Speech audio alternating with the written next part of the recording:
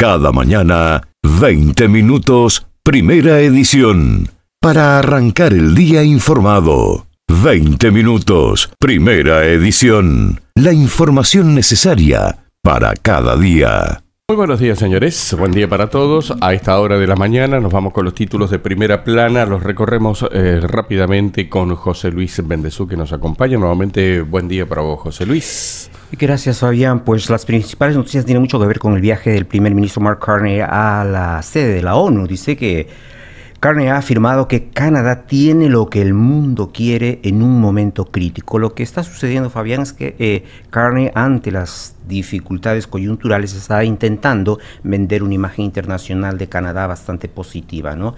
Pero hay otras notas también, Fabián.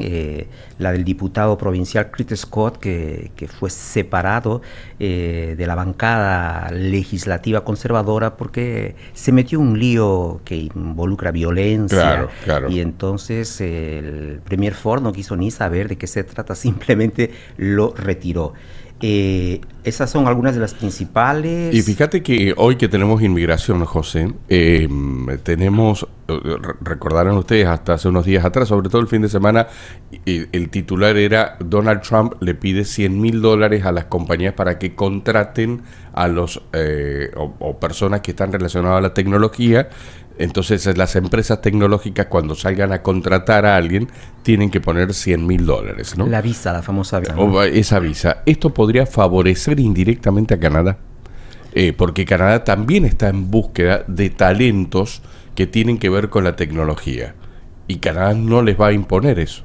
Entonces hay que ver de que, sobre todo que Canadá casi seguramente se va a beneficiar de esta decisión, según abogados de inmigración, reclutadores de talento y ejecutivos de empresas que hablaron con algunos medios. Sin embargo, algunos argumentan que en el país tampoco puede depender de su vecino del sur como fuente de talento tecnológico de primer nivel. Habrá un efecto beneficioso neto para Canadá en todos los ámbitos, dijo un abogado de inmigración y socio de una firma de abogados.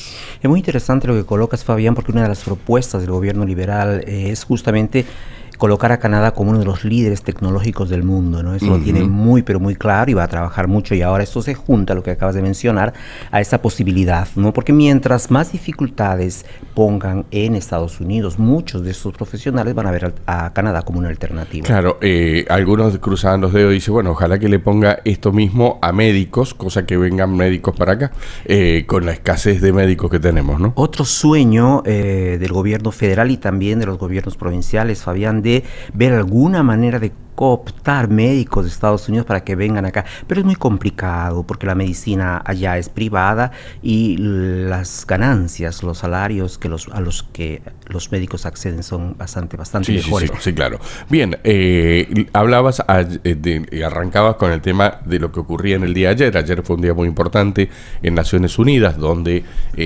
países de mucho peso, incluso algunos que están sentados dentro del Consejo de Seguridad de Naciones Unidas, han aceptado o por lo menos han declarado a Palestina como un Estado, ¿no? Hay una declaración de Palestina como Estado.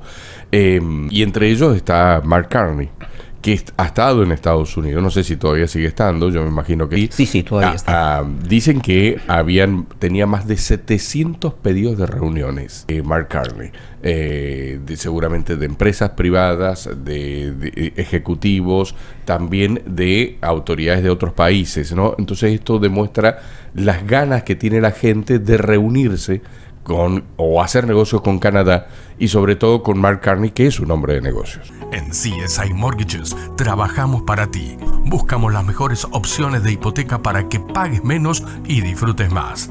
Fabián Brizuela, CSI Mortgages, experiencia y resultado a tu servicio. 289-236-2773. Dos aspectos en este tema, Fabián. El primero, el comercial, netamente comercial. Canadá y otros países tienen realmente mucho interés en formar acuerdos alternativos, dada la situación de la principal economía del mundo ha impuesto condiciones difíciles a muchos de los países. Esto es una cosa.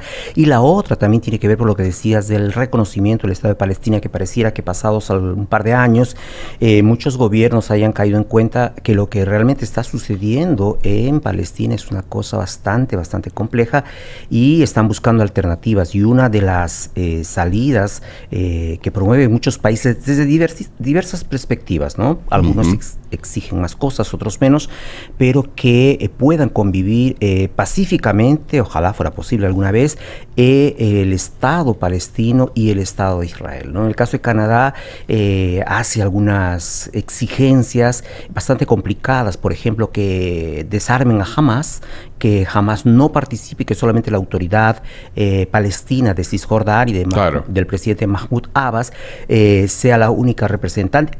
Y de hecho, también la autoridad palestina deberá ir a elecciones el próximo año si es que efectivamente quisiera que Canadá, bueno, ya reconoció, pero que avale y apoye. Ahora, el Reino Unido menos exigencias, de hecho ya es el primer país que le ha abierto las puertas a una embajada palestina en Londres. Pero sí, cada país está... Eso, por ejemplo, Canadá no piensa hacerlo.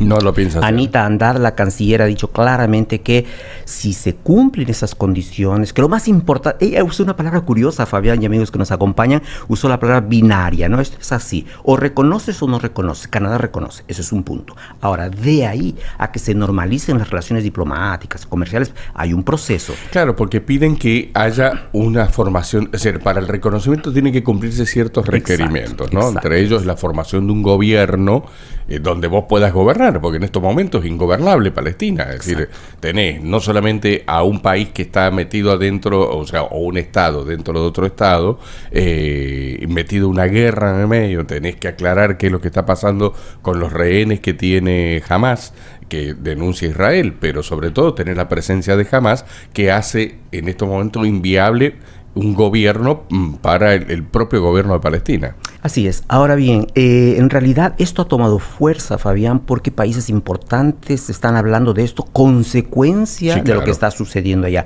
Porque en verdad, desde hace muchos años que una gran cantidad de países exige que se reconozca el Estado palestino, ¿no? En la ONU, que tiene 196 países afiliados, 147 ya han reconocido desde hace tiempo. Lo que sucede es que, como nosotros sabemos cómo funciona la Organización de Naciones Unidas, hay un grupo de países, 5 para ser exactos, que tienen poder de veto, y uno de ellos es Estados Unidos, ¿no? Claro. Entonces hace uso de ese poder para no permitir que la mayoría de los países miembros de Naciones Unidas puedan alcanzar este objetivo, que es reconocimiento total de Estado palestino. En esta mañana la BBC de Londres, vamos a poner como un título, la pregunta que surge con el creciente reconocimiento internacional del Estado palestino: ¿quién lo gobernaría? ¿No? Esa es la pregunta. Claro, claro.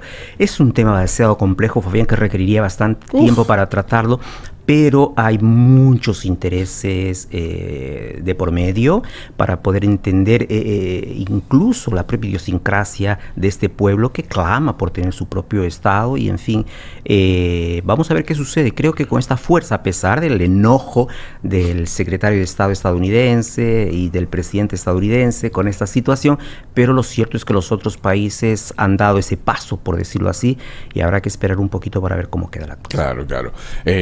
Interminable esa relación tan conflictiva. Estoy mirando una imagen de un histórico apretón de manos de Arafat en ese momento con Isaac Rabin en el jardín de la Casa Blanca junto a Bill Clinton. Claro, una foto histórica. Entre el 96 y el 2000, alguna cosa así. Histórica, ¿no? Y en el medio de todo esto, la gente.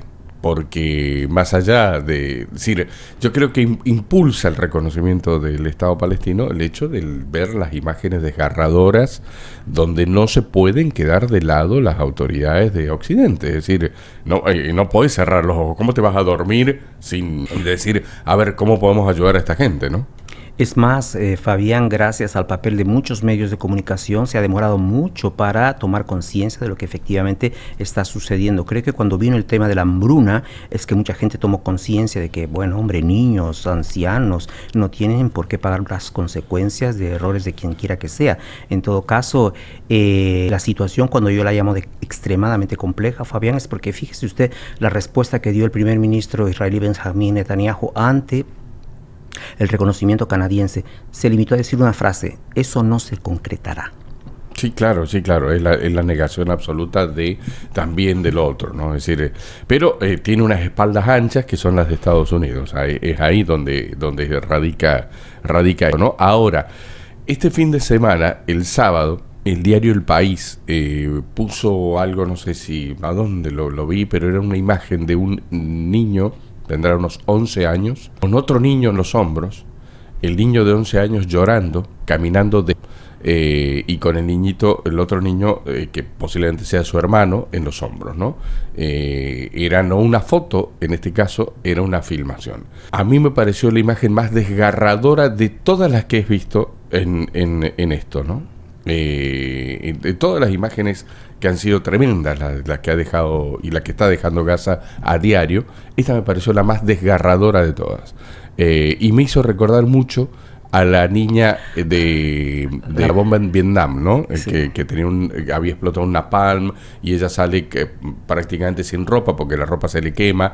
Esa imagen increíble, impresionante de ese fotógrafo que tomó y captó ese momento, a mí me parece que casi estamos en unos momentos también en el periodismo gráfico de tomar esa imagen, pero es realmente se te agarra como una angustia al ver eso, es decir, ¿con qué necesidad tenemos que hacer esto? Si vos me dijeras, bueno, como muchas veces lo hemos dicho, hay hambruna porque hay sequía, hay hambruna porque llueve mucho, hay hambruna porque hay un factor climático y no sé qué, pero provocada por nosotros mismos. ¿Estás cansado de ese carro viejo? ¿Tienes problemas mecánicos o pagos que no te dejan dormir? ¿Tuviste un accidente y necesitas un carro nuevo? Zulay de Approval Angel tiene la solución para ti. Todos los autos. Todas las marcas. Todas las cuotas. ¿Ya tienes un carro? Te lo compramos. ¿Estás financiando? Te refinanciamos. ¿Aún no tienes crédito? Te aprobamos igual. Llama ya al 647-256-8800 y súbete al auto que sí mereces. Zulay de Approval Angel y su equipo lo hacemos posible. Es bastante duro, Fabián. Yo vi la foto, yo no sé si fue tema de periodistas, pero le pusieron una leyenda, somos niños, como que gritara claro. El niño. Sí, bastante conmovedor, pero como te decía, la situación es bastante compleja, el otro lado no cede, y habrá que esperar un poquito para ver hasta qué punto la presión de países importantes del mundo, fuertes, tienen efecto, pero reitero, es bien difícil, habrá que esperar nada más para ver. Claro, y fíjate que en el medio de todo esto, es decir, ¿por qué caemos en este tema internacional? Porque ayer Canadá fue protagonista de esto, es decir, fue protagonista de levantar esta consigna a nivel internacional, ¿no? Claro, y que en realidad tampoco es una invención del gobierno liberal de ahora, hace mucho Canadá se ha posicionado de esa manera, solo que no encontraban, dice los actuales representantes, las condiciones objetivas para hacer ese reconocimiento, y que el momento ha llegado, no se puede esperar más. Esas son palabras de algunos representantes de Ottawa, y que habría que hacerse y aprovechar también el viaje de Mark Carney a la 80ª reunión de la Asamblea General de la ONU para que lo diga claro y en buen tono de qué se trata esto. Bien, este fin de semana también, ayer no lo comentaba, que hubo miles de personas que marcharon en Toronto como parte de protestas en todo Canadá pidiendo al nuevo gobierno liberal que priorice la protección del medio ambiente, los derechos de los pueblos indígenas, de los migrantes y los trabajadores ante la presentación del presupuesto federal el próximo 4 de noviembre. Las preocupaciones de los manifestantes incluían el apoyo del primer ministro Mark Carney a nuevos proyectos de explotación de combustibles fósiles, posibles recortes a los servicios públicos, así como otras cuestiones como los derechos de los indígenas, las movilizaciones contra la guerra y también en el medio el tema de los inmigrantes, ¿no? Como chivos expiatorios de algunas crisis que están dando vuelta por allí. Hay mucho desasosiego en varios sectores de la sociedad justamente porque no se sabe el alcance del presupuesto. Cuando digo el alcance, obviamente se sabe que el déficit será gigantesco. El déficit es gigantesco, es casi un consenso. Algunos piensan 92.000 millones de dólares de los 64 esperados, de los 42 planeados. En fin, pero no se sabe hasta qué punto todas las promesas hechas por el primer ministro Mark Carney, principalmente en el incremento en los gastos de defensa y su importancia, ojo, pero también las promesas, lo que decías, grandes inversiones en infraestructura a lo largo y ancho del país, el costo de eso, ¿qué significaría para el contribuyente? Los recortes, mucha gente tiene miedo. Hay gente también que el día de ayer se ha manifestado y ha dicho, por favor, el sistema de salud es responsabilidad provincial, sí, pero vive con recursos federales también, no hay para dónde. Entonces, el sistema Pharmacare ya se han olvidado. Es verdad que fue un acuerdo entre el NDP, que tan venido a menos, Fabián, últimamente, con grandes dificultades, pero que consiguió por lo menos un acuerdo con Justin Trudeau para crear este Pharmacare. Parece que se han olvidado, decían los activistas ayer, ¿no? Hay que reactivar, hay que cuidar el sistema de salud canadiense. No hay cómo pensar en cambiarlo, decían ellos, también en el ámbito de estas protestas, Fabián. Muy bien, y la última, José, tiene que ver con este diputado, ¿no? Que ha tenido un problema. Sí, contanos. Un diputado conservador el viernes, todo indica, no hay detalles porque el propio premier se ha desinteresado y la prensa tampoco ha conseguido llegar a fondo. Se sabe que fue un acto violento, ¿no? Él agredió a alguien y fue visto. Hoy en día, Fabián, difícilmente escapas al ojo, ¿no? Sobre todo si eres una persona pública. Resultado, la decisión se hizo más bien pública por la actitud del premier de Ontario de decir que no aceptaba ese tipo de comportamiento y lo retiró. Claro, él goza de una mayoría privilegiada, uno más, uno menos, no le hace diferencia. Restaría pensar cómo sería si él tuviera claro, que sí, necesitaba eso. Del voto, claro. En todo caso, como no lo necesita, ya lo ha retirado de la bancada conservadora. Probablemente, si es que la justicia no le hace algún problema con su mandato, deberá ser un independiente provincial, obviamente provincial. Sí, claro. Y nada, lo retiró. Su nombre del señor, para hacerlo más conocido, es Chris Scott, y es de la región por el norte de Ontario. Son San Marí. Exacto. San Marí. Así es. Muy bien. Esto está ocurriendo por allí. Después hay una nota que habla en el día de hoy, que se dice, es Toronto la ciudad de mayor problema a nivel del tránsito. Ponen por allí en uno de los títulos que muchas veces hemos hablado. Ayer estábamos hablando justamente del tránsito por el tema de las cámaras y todo esto, ¿no? Entonces, bueno, ayer fue uno de los temas y justamente hoy sale este tema. Es Toronto la peor ciudad para movilizarse y hacer el famoso commute, como le llaman, ¿no? Es muy interesante, Fabián, porque hasta hace poco las personas que trabajaban desde casa estaban luchando para continuar trabajando desde casa, pero el gobierno de Ontario decidió, y obviamente incluye la capital Toronto, decidió que 4 días hasta diciembre y a partir del 1 de enero los 5 días en la oficina.